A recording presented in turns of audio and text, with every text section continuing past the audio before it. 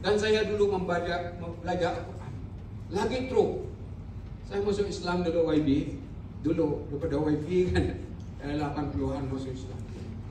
Punyalah kita sudah tua masuk Islam ni sangat susah nak membaca Al-Quran. Seperti mana kata pengurusi tadi, berbelit lidah, keras macam lidah biawak, kan? Susah membaca Al-Quran. Tetapi cara membaca Al-Quran itu banyak yang boleh membantu kita, memberikan jalan, sebab Allah itu senantiasa memudahkan. Yassiru wala tu'assir. Jadi apabila kita berusaha, di mana ada kemauan, di situ ada jalan. Al-Quran senantiasa membuka hati kita. Jangan takut. Saya dulu paling bodoh membaca Al-Quran. Saya tiap kali ada kelas Al-Quran, telinga saya mesti merah dan berdiri. Kena dikusir, kusir telinga, kusir telinga apa? Kusir telinga, kusir telinga. Kelas. Tapi tuan-tuan berkat kesabaran, alhamdulillah saya belajar di Indonesia. Tahun 80-an saya belajar di Indonesia, orang Iban diantar ke pondok, campur dengan segala macam Jawa, Bugis dan sebagainya. Di kampung aku orang tak pernah makan tempe dan makan tahu. Sampai di Indonesia saya lauk tahu dan tempe dan lauk yang lain apa semua. Alhamdulillah berkat makan tahu dan tempe saya boleh belajar. Betul, saya susah belajar. 10 tahun saya belajar di pondok Ponorogo, Jawa Timur, Indonesia. 3 bulan saya di karantin untuk membaca Al-Quran dan belajar bahasa Arab. Bukan sesuatu yang mudah bagi orang Iban yang tinggal Nun di Ulu sana. Saya sebenarnya dulu sekampung dengan arwah Dr. Jim, sepupu saya. Susah. Tidak ada orang Islam di Rumah Panjang dan sekitar itu dulu selain daripada saya. Sebab senantiasa dapat cemohan daripada yang lain. Nyak yang sudah masuk Melayu Wilayah, kita muda nama 7. Kita tahu lihat lah.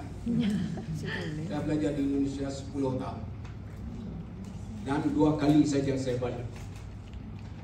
Sebab saya simpan dalam hati secara positif cemohan dan juga kata-kata orang. Saya ambil jadi perasaan. Akhirnya dalam 3 bulan saya boleh menguasai lebih kurang 800 patah dalam bahasa Arab. Dan asbahtu ana mutakallimin bil lughatil arabi jayyidan jiddan wa ba'da jiddi.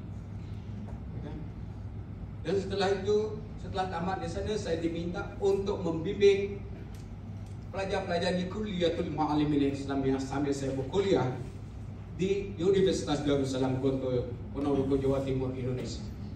Habis belajar di sana, saya pergi ke Al-Azhar. Dan ketika saya menerima anugerah tahun yang lepas, tahun ini, tidak ada sesiapa yang tahu saya sebenarnya orang Iban yang pertama lulusan Al-Azhar. Sebab kita tak boleh. Kita boleh, tuan-tuan. Apabila kita berkeinginan, kemampuan itu akan berikut. Sebab Allah akan memudahkan dengan adanya keinginan dan nawaitu. Jadi untuk itu, tuan, berbuatlah jadi orang yang terbaik. Belajar Al-Quran dan mengajarkan Al-Quran kepada saudara-saudara kita seperti mana kata kursi tadi. Orang Iban mengajar orang Iban, orang Pedayuh mengajar orang Pedayuh, orang Melanau mengajar orang Melanau, dan begitulah seterusnya orang Bisaya mengajar orang Bisaya. Kalau boleh, sebab terbaik adalah kita mengajarkan orang itu, kemudian kita explainkan, kita memperjelaskan dalam bahasa kita sendiri. Sebab itu saya sangat setuju. Dan Al-Quran ini dibudayakan. Dan tanyalah kepada USK dulu yang menyatakan bahawa untuk khatam Al-Quran itu dijadikan satu program tahunan. Tahniah dan terima kasih. Seterusnya, pembacaan Al-Quran itu sangat mulia. Sebab hadis menyatakan, hadis Muslim, hadis Umamah, rawahu al-Muslim, dari Rasulullah SAW. Iqra'ul Quran fa'innahu ya'ti li sahibihi yaumal qiyamah syafi'an lahu. Bacalah Al-Quran itu. Sesungguhnya Al-Quran itu akan mendatangi orang yang membacanya di hari kiamat sebagai syafaat bagi dia. Tuan-tuan, syafaat daripada tuan guru tuan-tuan, puan-puan, dan syafaat daripada Al-Quran yang dibaca. Sebab itu, cubalah kita merangkap macam mana. Kalau tuan-tuan tu merangkap, tetap ada pahala dalam baca Al-Quran. Kalau guru Yang mengajar kita Quran tu, saya dengar Ustaz Siddiq dulu kan, mengajar pakai kayu dan sebagainya. Nazah tadi belajar dengan sejak dia masuk Islam, katanya dia belajar dengan Ustaz Siddiq, dan sekarang dia membimbing Al-Quran. Alhamdulillah, generasi kita sudah bermula. Dan apabila guru itu marah, bukan kerana dia benci dan sebagainya, kerana dia menyayangi kita supaya kita membaca Al-Quran, mengajak kita pergi ke surga, dan Al-Quran itu mendatangi kita untuk syafaat bagi kita. Tuan-tuan, seterusnya saya ingin menyampaikan salam daripada Puan Ustazah Anissa binti Dato' Narawi, dan beliau tak dapat datang mewakilkan saya untuk datang pada pagi hari ini untuk bersama puan-puan, tuan-tuan, tuan-tuan guru, tuan YB, kemudian Ustazah Syafah, dan semuanya saja. Dia menyampaikan salam kepada semua yang hadir dan juga tidak hadir, terutama USD dulu. Assalamualaikum warahmatullahi wabarakatuh.